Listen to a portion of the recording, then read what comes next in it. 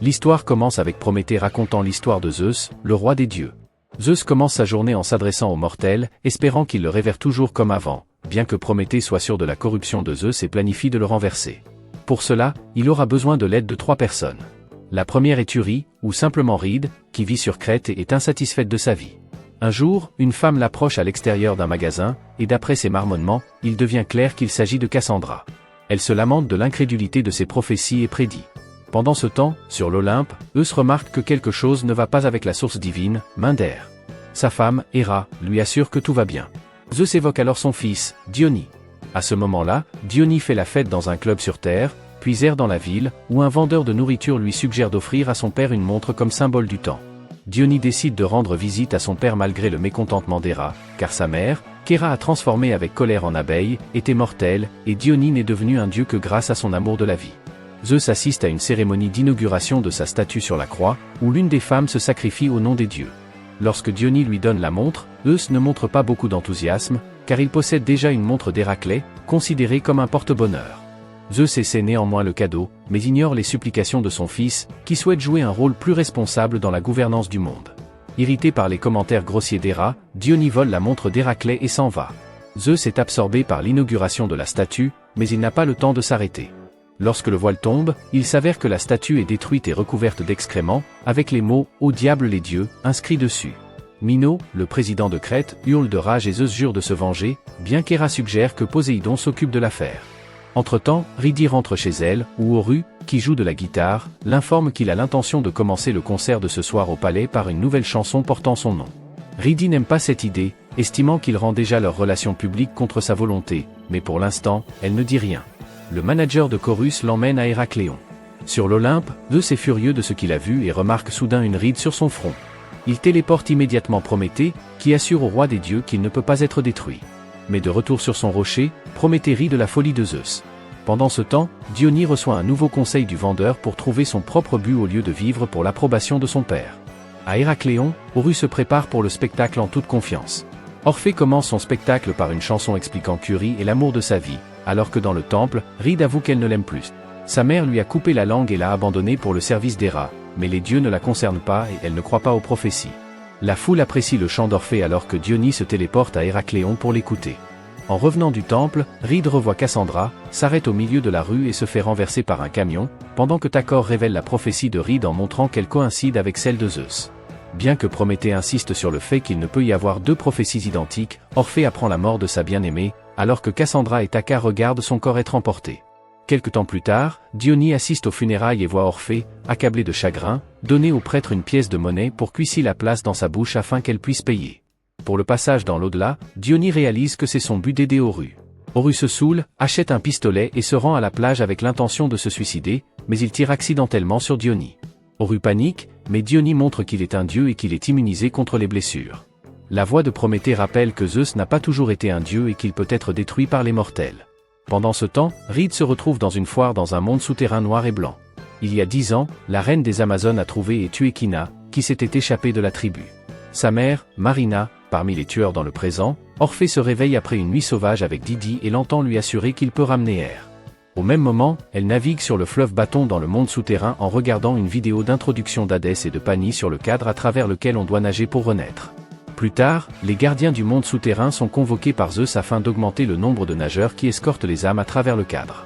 Pendant ce temps, Diony démontre son pouvoir à Orphée en conduisant sauvagement la tête de Ride. Les passagers sont accueillis par des maîtres chiens, accompagnés de chiens cures. L'un des chiens aboie après Ride, et son maître chien, Canu, la retire de la ligne principale. Depuis 10 ans qu'il est dans ce monde, Lial, certain de rester un guide, mais Méduse annonce son transfert dans les rangs des nageurs. Bien qu'il n'ait pas demandé cela, car il attend sa mère, sa partenaire Pri en est heureuse, d'autant plus que Méduse lui montre l'un de ses serpents, inoffensifs maintenant qu'ils sont morts, tandis que Diony emmène Horu dans un bar. Zeus descend sur terre et se promène dans la ville. Il s'émerveille de voir à quel point les gens semblent heureux et joyeux. Il convoque Prométhée et lui avoue sa crainte de voir son pouvoir s'affaiblir. Il pense que les choses doivent revenir à l'ancien temps, où les gens tremblaient devant lui. Pour cela, il envisage de détruire la moitié du monde. Prométhée lui conseille de ne pas le faire. Pendant ce temps, Air découvre qu'elle a été enterrée sans pièces de monnaie, ce qui signifie qu'elle ne peut pas traverser le cadre et se renouveler. Elle devra rester aux enfers pendant 200 ans avant d'avoir la chance de traverser l'Aléthée. Au même moment, Orphée apprend que le jury composé des moires, les parques, évaluera les performances de ceux qui cherchent à ramener un être cher sur Terre. Au premier tour, les gens doivent marquer tous les traits distinctifs, les cicatrices et les marques de naissance de leurs proches sur un mannequin. Pendant ce temps, Méduse emmène les nouveaux plongeurs à la rivière l'été, où le cadre lumineux les attend. Ils doivent aider les gens à nager jusqu'à lui et à atteindre le retour de la Renaissance. Dans la grotte, Oru affronte un couple en deuil de leur enfant. Les parents inconsolables jouent une pantomime poignante sur leur amour pour leur fils. Or sent qu'il ne peut pas faire mieux. On lui demande de chanter sur sa bien-aimée, mais sans voix, il s'assied à l'instrument. En même temps, Reed atteint la rivière mais ne peut même pas s'immerger dans l'été sans sa pièce. Orpheus finit de jouer et reçoit des applaudissements, mais le destin le punit en lui poignardant la main avec un couteau, révélant qu'il a pris la pièce de sa femme, privant Reed de la chance de renouer avec la vie. Oru admet qu'il l'a fait par amour, mais le public, y compris Diony, est repoussé par son égoïsme. Les parents endeuillés, Anatole et Centilitre, gagnent donc la compétition et accèdent au monde souterrain par le fleuve. Kina rattrape Reed et avoue que lui aussi a été enterré sans une pièce que sa mère avait prise. Diony supplie le destin de laisser Oru entrer dans le monde souterrain. Ils acceptent en échange de la montre de Zeus. Zeus partage, entre-temps, avec Prométhée son plan de raconter aux mortels des histoires dans le style de la guerre de Troie pour qu'ils se sentent plus à l'aise. Mais Prométhée rappelle à Zeus la disparition de sa montre, qui était son porte-bonheur. Zeus décide de trouver la montre d'abord. Diony la donne alors au parc de la Terre. Les Furies errent depuis longtemps en rendant la justice. Elles sont invisibles pour les innocents et seuls les condamnés peuvent les voir. Aujourd'hui, elles forcent un criminel impuni à se suicider dans les toilettes d'un roadside café, puis passent à leur prochaine cible. Cette cible est une femme nommée Harry qui a accidentellement étranglé son frère jumeau dans son sommeil. Leur mère n'a jamais accepté sa mort et maintenant Maître Dalu crée chaque année une sculpture de Glaucus représentant l'apparence qu'il aurait eu le jour de son anniversaire. Le père d'Harry, le président MOS, promet d'offrir à sa fille tout ce qu'elle veut. Même si elle refuse un cadeau chaque année, son garde du corps, l'entend. Pendant la journée, le président et sa famille se rassemblent pour les célébrations du jour d'Olympie sur Crète. Ils sont témoins de la statue profanée des dieux dans laquelle a joué un rôle. Mino est enragé, sa femme hystérique, et Harry aide sa mère à regagner sa chambre. Pendant ce temps, sur l'Olympe, Zeus, soupçonnant l'un des serviteurs d'être responsable de la disparition de la montre, commence à les tuer l'un après l'autre. Héra en fait part à Poséidon, expliquant que Zeus prépare 2 phases de destruction de l'humanité et demande aux dieux des océans de retrouver la montre funeste. Prométhée, quant à lui, se souvient qu'il a un jour tué Karen au lit, mais non sans lui avoir arraché la promesse d'aider quiconque viendrait à lui à l'avenir avec une marque. Entre-temps, le destin, après avoir reçu la montre de Zeus, Oru passe dans le monde souterrain par une poubelle. Oru rejoint Anatole qui cherche son fils. Les 2 hommes entrent dans un monde noir et blanc. Anatole parle à contre-cœur avec Orpheus car ce dernier a commis un acte impardonnable en prenant la pièce de sa femme. Mais Orpheus justifie son acte par l'amour. L'homme accepte de voyager ensemble. En même temps, Kina rend visite à son chien Photu, le libère de sa cage et le chien s'enfuit. Pendant ce temps, Hadès et Préphant découvrent qu'il manque une âme. Ils discutent de comment elle a réussi à s'échapper du monde souterrain. Pani craint que ce soit le début de quelque chose de terrible. Hadès lui demande de ne pas en informer Zeus pour l'instant. Pendant qu'il cherche Photu, Kina tombe sur KNX qui le supplie de l'aider et l'informe qu'il a déjà traversé le cadre à la nage. Mais quelqu'un appelle Kina et NAX disparaît. Plus tard, pendant le dîner, Reed rejoint Kina et Prue en annonçant qu'elle a été nommée nageuse. La fille ne comprend pas pourquoi ils continuent à manger, dormir et se laver alors qu'ils sont déjà à l'eau. Ils expliquent que cela les aide à se sentir normaux. Plus tard, PR invite tout le monde à une fête pour les nouveaux nageurs de la Terre. Béside invite Diony à un aquarium et l'accuse d'avoir volé la montre de Zeus. Diony admet qu'il a amené un mortel dans le monde souterrain et que ce mortel sera le premier à ramener quelqu'un du royaume des morts. Poséidon l'avertit que si cela se produit, Zeus les détruira tous. Il ordonne à Diony de rendre la montre. Pendant ce temps, dans le monde souterrain, Oru et Anatole se préparent à traverser la rivière. Il se détourne d'elle, mais elle le traite de blasphémateur et lui dit que sa mère l'a volontairement abandonné. Diony trouve une copie exacte de la montre de Zeus dans un magasin et se dirige vers le mont Olympe. Zeus ne remarque pas la substitution. Dans le monde souterrain, Kina est tourmentée par la réalisation de la trahison de sa mère. Soudain, Karen arrête le bateau et lui montre les hommes Scylla, ce qui signifie que seul l'un d'entre eux peut continuer à avancer. Maintenant, seul un combat déterminera qui ce sera. Orpheus attaque Anatole. À ce moment, Kina avoue à Air qu'il était une Amazone, ce qui signifie qu'il est né fille, mais plus tard, il a été chassé. Soudain, ils entendent KNX appeler à l'aide. Pendant qu'Anol est en train de se battre pour la paix, KNX appelle à l'aide. Anol a failli maîtriser Oru, mais Karen intervient en voyant la marque du destin sur la main du musicien. Il jette Anatole par-dessus bord et il disparaît dans le centre commercial de Scylla. Pendant ce temps, Zeus partage ses plans de vengeance sur l'humanité avec Diony. Puis, tous deux descendent sur Terre où Zeus remercie son fils d'avoir rendu la montre. Il espère l'aide de Dionie pour terrifier les humains avec des catastrophes naturelles lors des conflits. Dionie n'aime pas cette idée, mais Zeus lui rappelle que les humains n'ont pas d'importance en ce moment. Hadès reçoit un message indiquant qu'ils attendent bientôt un afflux de nouvelles âmes, immédiatement après avoir été informé que l'âme manquante a été retrouvée. Karen et Orpheus arrivent sur le rivage où un message de gratitude de Prométhée est écrit. Reed et Kina observent alors que Caenix est coincé dans un donjon. Ils suivent attentivement et découvrent les coquilles vides de toutes les âmes qui sont passées par le cadre, même celles qu'ils ont envoyées plus tôt dans la matinée. Arrive le moment où Prométhée peut tout expliquer. Il s'avère que Zeus l'a puni pour s'être opposé à lui. Avant son emprisonnement, Prométhée a reçu la visite de la Dame des Parcs. Elle a exigé que le héros tue la seule personne qui lui faisait confiance sans poser de questions, Karen. De plus, il devait gagner la confiance de Zeus en se soumettant à son châtiment et en acceptant son destin. Prométhée a tout exécuté et cela a fonctionné. Pendant ce temps, les Furies ont isolé Harry dans un hôtel où elle explique qu'elle ne voulait pas tuer son frère. Cependant, les Furies ne sont pas venus pour la punir, mais pour lui montrer la vérité. Poséidon est venu voir son père et lui a rappelé la prophétie selon laquelle il mourrait des mains de son premier-né. Harry refuse d'accepter cette vérité, même lorsqu'elle voit Minot remettre le bébé à Zeus en lui ordonnant de le tuer. L'enfant, la jeune fille, ne le croit pas, même lorsque les Furies lui rappellent le massacre de Troie. Elle retourne au palais mais garde le silence sur tout ce qu'elle a appris. MOS est heureux qu'elle soit en sécurité, mais Harry remet maintenant en question tout ce que son père lui dit. Cette nuit-là, elle va voir Deus, qui a été forcé d'admettre que, malgré l'ordre de son père, il n'a pas tué Glaucus et que le garçon est toujours détenu dans le donjon. Cependant, il a depuis longtemps perdu sa forme humaine, s'étant transformé en minure. Pendant ce temps, Zeus et Dionysie regardent les informations qui font état de diverses catastrophes naturelles, au grand plaisir du dieu. Plus tard, Zeus se rend dans la salle de bain d'Héra, où elle conserve les langues et les prières de ses adorateurs. Il surprend accidentellement qu'elle le trompe et, à la recherche de la vérité, il torture l'une de ses takas, mais elle refuse de se trahir et meurt en découvrant cela. La déesse demande qu'on lui montre la langue par laquelle il a appris son infidélité, mais Zeus ne la trouve pas parmi les millions d'autres et se laisse convaincre par ses assurances qu'elle ne complote rien contre lui.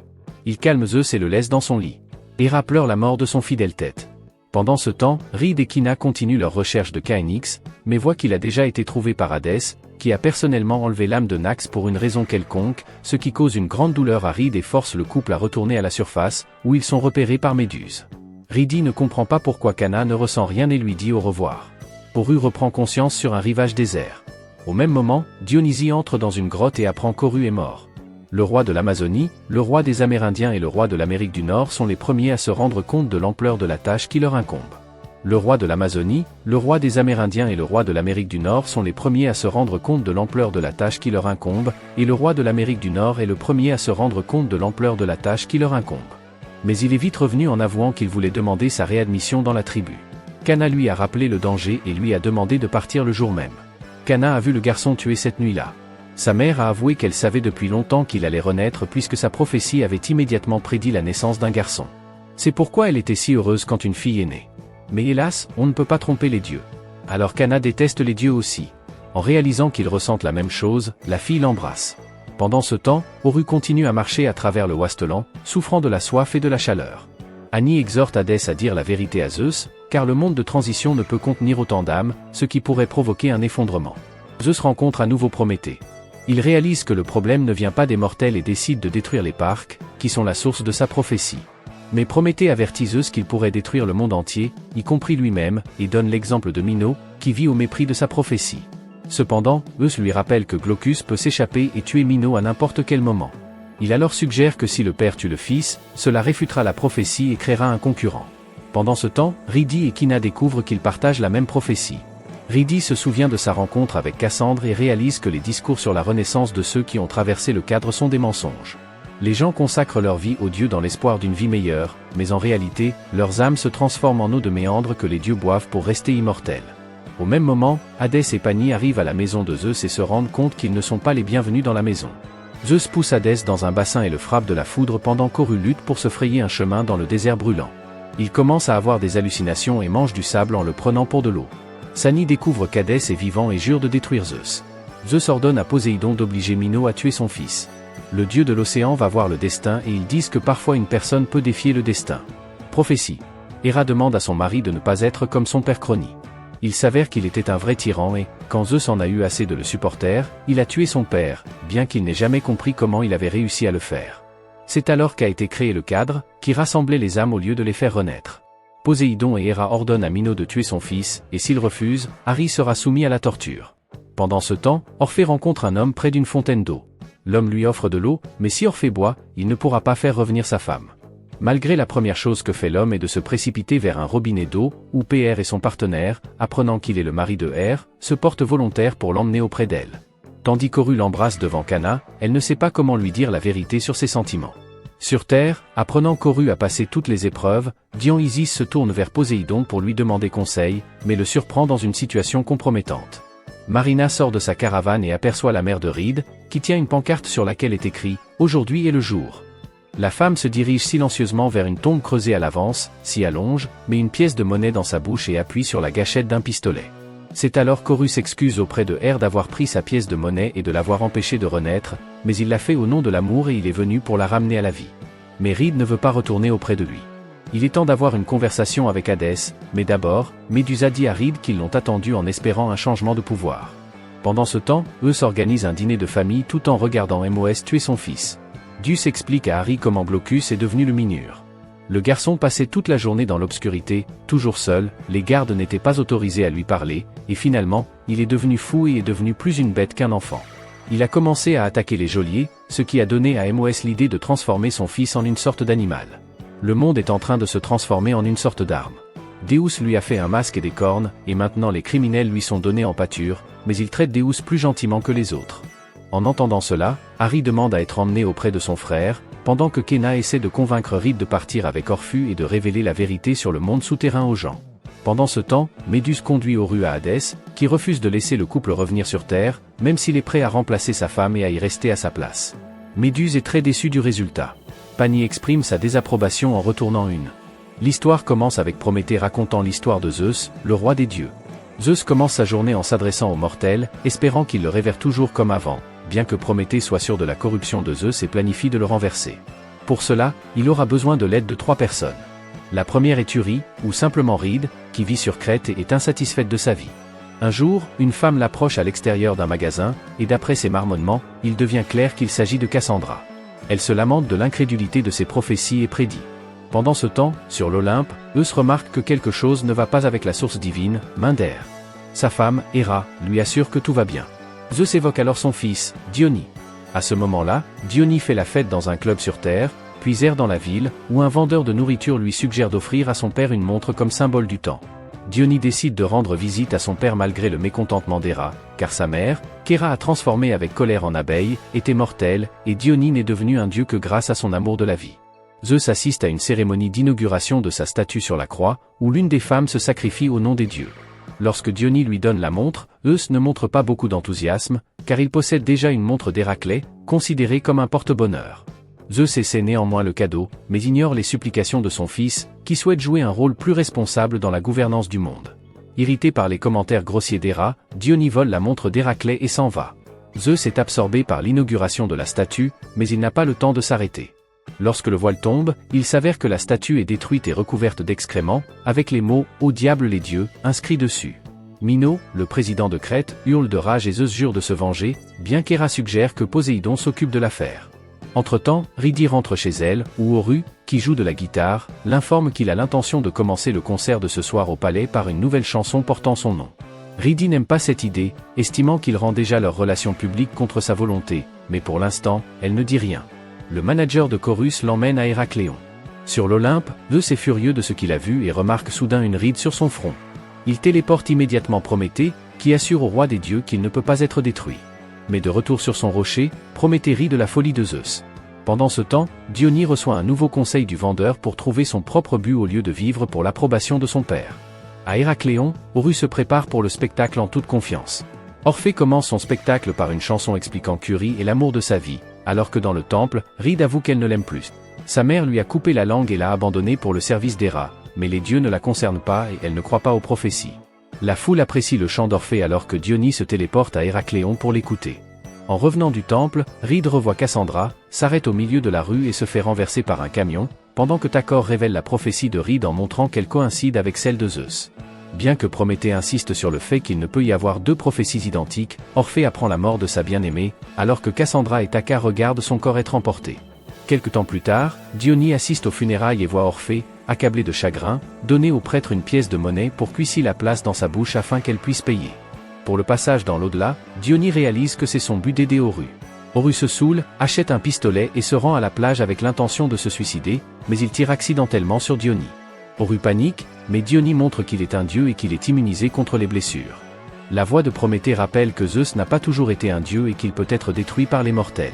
Pendant ce temps, Reed se retrouve dans une foire dans un monde souterrain noir et blanc. Il y a 10 ans, la reine des Amazones a trouvé et tué Kina, qui s'était échappée de la tribu. Sa mère, Marina, parmi les tueurs dans le présent, Orphée se réveille après une nuit sauvage avec Didi et l'entend lui assurer qu'il peut ramener Air. Au même moment, elle navigue sur le fleuve Bâton dans le monde souterrain en regardant une vidéo d'introduction d'Hadès et de Pani sur le cadre à travers lequel on doit nager pour renaître. Plus tard, les gardiens du monde souterrain sont convoqués par Zeus afin d'augmenter le nombre de nageurs qui escortent les âmes à travers le cadre. Pendant ce temps, Diony démontre son pouvoir à Orphée en conduisant sauvagement la tête de Reed. Les passagers sont accueillis par des maîtres chiens, accompagnés de chiens cures. L'un des chiens aboie après Reed, et son maître chien, Canu, la retire de la ligne principale. Depuis 10 ans qu'il est dans ce monde, Lial, certain de rester un guide, mais Méduse annonce son transfert dans les rangs des nageurs. Bien qu'il n'ait pas demandé cela, car il attend sa mère, sa partenaire Pri en est heureuse, d'autant plus que Méduse lui montre l'un de ses serpents, inoffensifs maintenant qu'ils sont morts, tandis que Diony emmène Horu dans un bar. Zeus descend sur terre et se promène dans la ville. Il s'émerveille de voir à quel point les gens semblent heureux et joyeux. Il convoque Prométhée et lui avoue sa crainte de voir son pouvoir s'affaiblir. Il pense que les choses doivent revenir à l'ancien temps, où les gens tremblaient devant lui. Pour cela, il envisage de détruire la moitié du monde. Prométhée lui conseille de ne pas le faire. Pendant ce temps, Air découvre qu'elle a été enterrée sans pièce de monnaie, ce qui signifie qu'elle ne peut pas traverser le cadre et se renouveler. Elle devra rester aux enfers pendant 200 ans avant d'avoir la chance de traverser l'Aléthée. Au même moment, Orphée apprend que le jury composé des moires, les parcs, évaluera les performances de ceux qui cherchent à ramener un être cher sur Terre. Au premier tour, les gens doivent marquer tous les traits distinctifs, les cicatrices et les marques de naissance de leurs proches sur un mannequin. Pendant ce temps, Méduse emmène les nouveaux plongeurs à la rivière Léthé, où le cadre lumineux les attend. Ils doivent aider les gens à nager jusqu'à lui et à atteindre le retour de la Renaissance. Dans la grotte, Horu affronte un couple en deuil de leur enfant. Les parents inconsolables jouent une pantomime poignante sur leur amour pour leur fils. Or sent qu'il ne peut pas faire mieux. On lui demande de chanter sur sa bien-aimée, mais sans voix, il s'assied à l'instrument. En même temps, Reed atteint la rivière mais ne peut même pas s'immerger dans l'été sans sa pièce. Orphée finit de jouer et reçoit des applaudissements, mais le destin le punit en lui poignardant la main avec un couteau, révélant qu'il a pris la pièce de sa femme, privant Reed de la chance de renouer avec la vie.